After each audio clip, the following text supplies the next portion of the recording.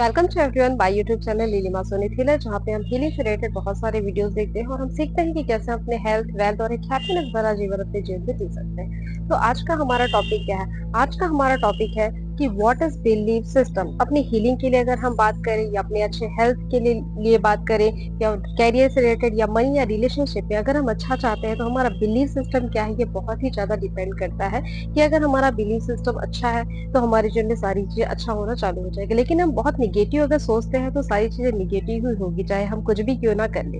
इसलिए हमारा belief system का अच्छा होना बहुत ही जरूरी है। तो आज इस टॉपिक पे हम लोग बात करने जा रहे हैं। तो इससे पहले कि आप मेरे चैनल पे नए हैं तो मेरे चैनल को सब्सक्राइब करना ना भूलें और वीडियो को अगर आपको पसंद आता है तो लाइक करें और शेयर करें। आइए हम लोग बात करते हैं कि व्हाट इज बिलीफ सिस्टम क्या होता है। इससे पहले कि हम इस पे जाएं, एक छोटे से स्टोरी से मैं शेयर करना चाहती हूँ। तो मैं बात करने जा रही हूँ एक छोटे से डॉगी की स्टोरी के बारे में, जिसने एक पैम्पलेट देखा और उसके मन में एक विचार आया, जो कि था सुपर डॉग का एक कंपटीशन था जो उसे जीतना था। और उस कंपटीशन के बारे में उसे ध्यान में आया कि इस कंपटीशन को करने के बाद मैं सुपर डॉग का जो खिताब है वो मैं हासिल कर पाऊंगा।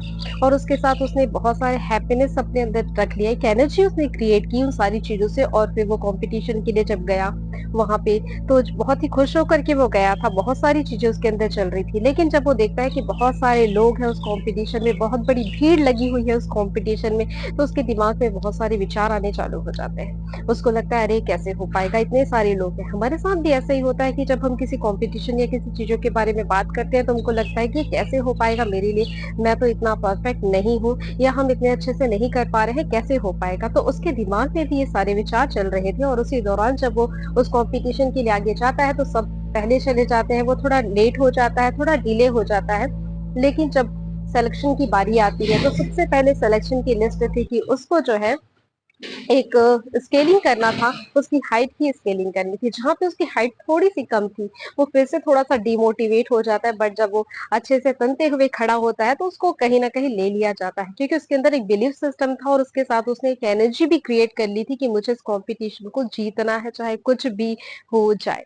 और उसके बाद जब वो जाता है वहां पे तो उसे उस कॉम्पिटिशन में उसने पास किया।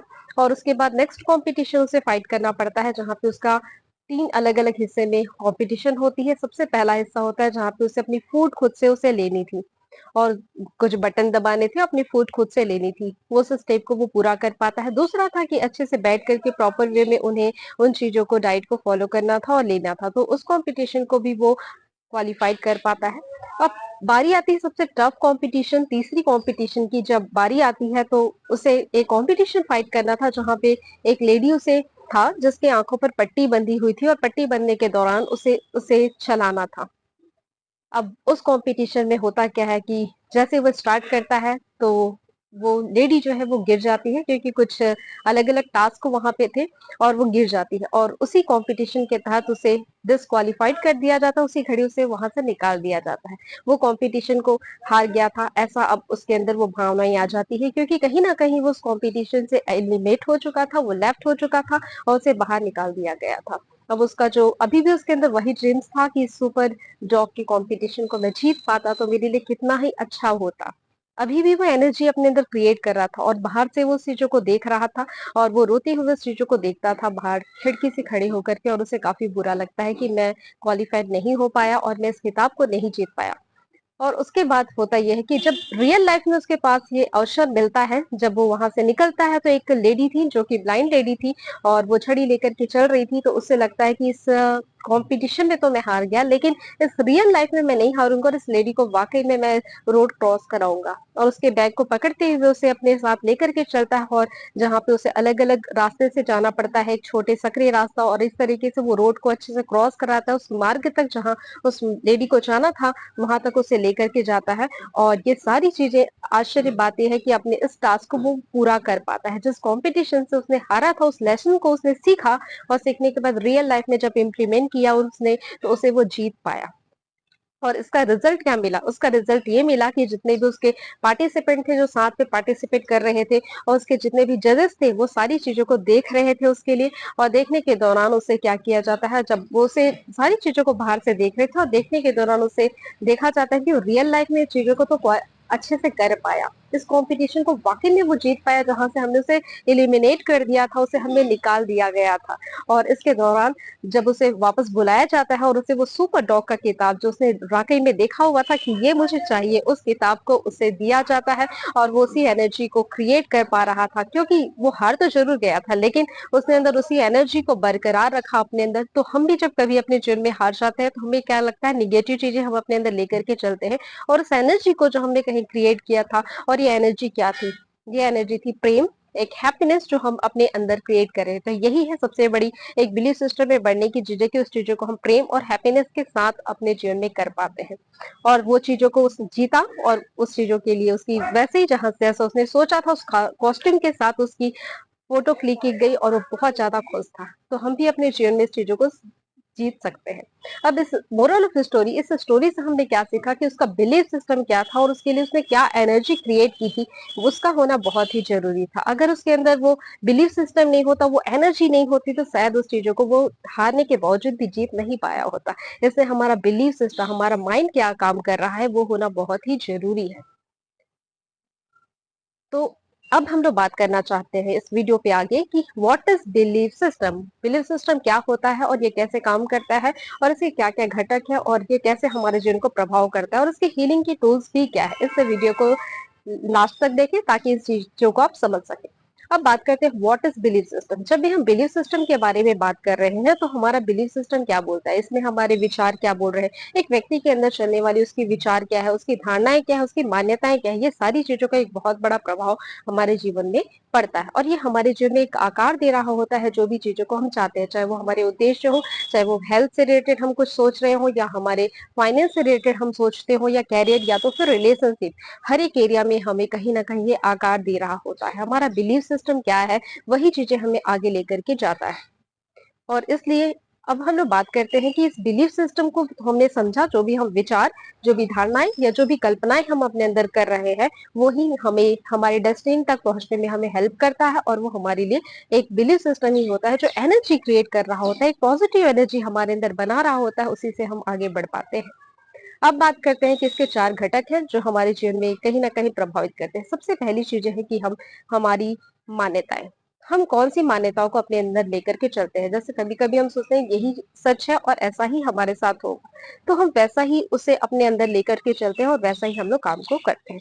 दूसरी चीज होती है हमारी धारणाएं, हम उसमें कौन सी धारणा लेकर के चल रहे होते हैं।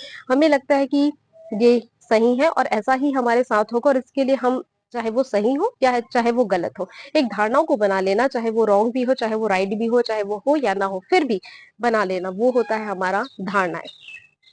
बिना किसी चेक किए कि ये राइट है या रॉन्ग है, फिर भी हम लोग एक धारणा बना लेते हैं और उसी के अकॉर्डिंग चलते हैं अपने जीवन में। तीसरी चीजें होती है जो कहीं ना कहीं हमारे जीवन को प्रभावित कर रही होती है, जिसे हम कहते हैं हमारे रूल्स, हमारे नियम। हम कुछ ऐसे नियम्स बना करके चलते हैं अपने अंदर और हमको लगता है कि इस नियम को अगर हम फॉलो करते हैं तो ही हम अपने जीवन में आगे बढ़ पाएंगे, अदरवाइज हम आगे नहीं बढ़ पाएंगे। और हम उसी ही एक टास्क के रूप में लेकर चलते हैं कि इस नियम को मुझे फॉलो करना ही है और बहुत ही जरूरी है, तो वही चीजें हमारे साथ पूरी हो पाएगी।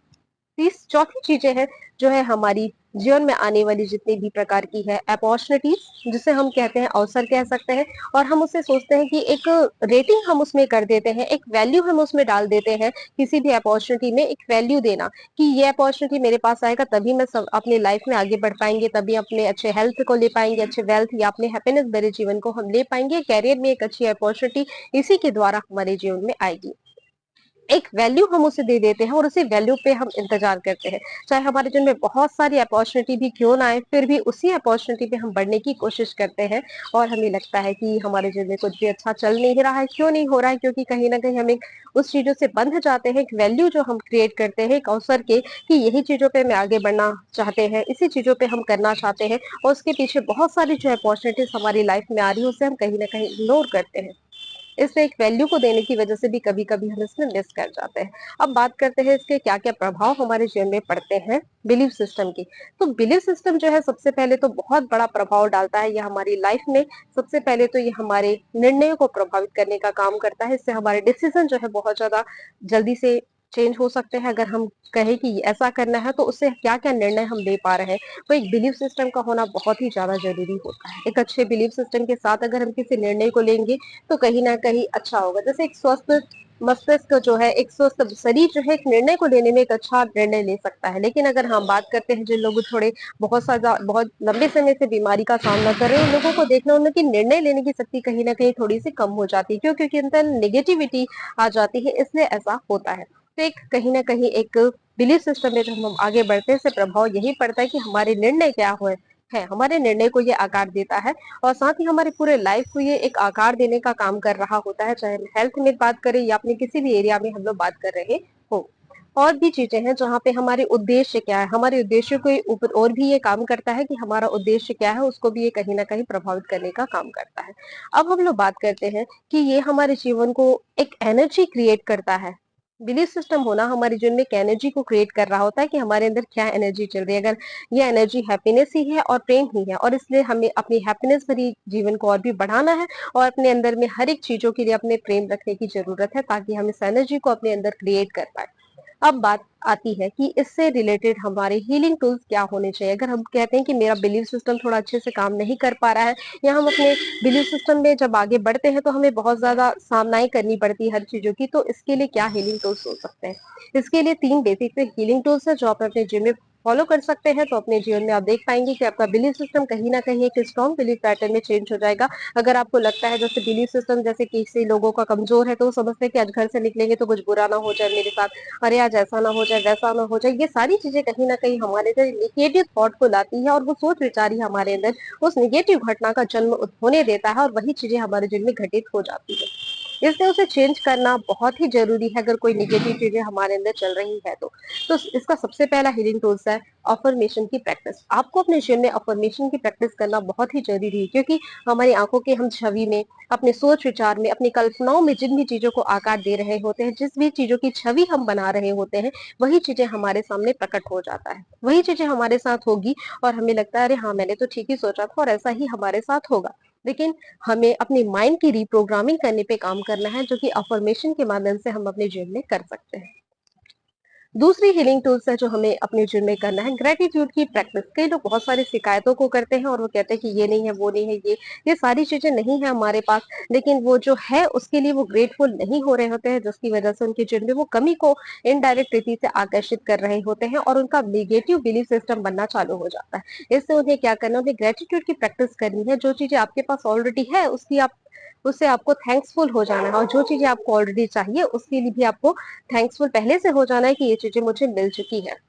तब वो चीजें आपके जीवन में एक पॉजिटिव बिलीफ सिस्टम पे काम करना चालू कर पाएगा।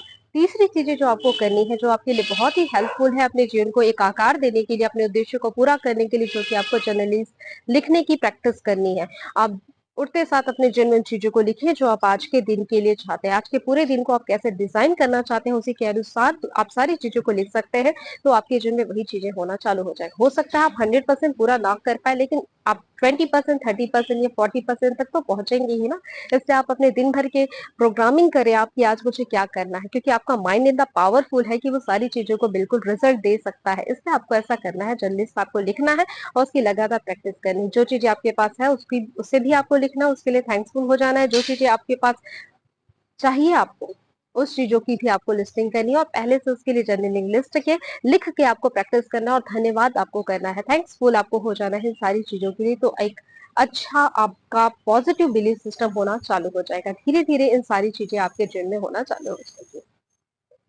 तो आज के वीडियो में इतना ही। तब तक के लिए थैंक यू सो मच।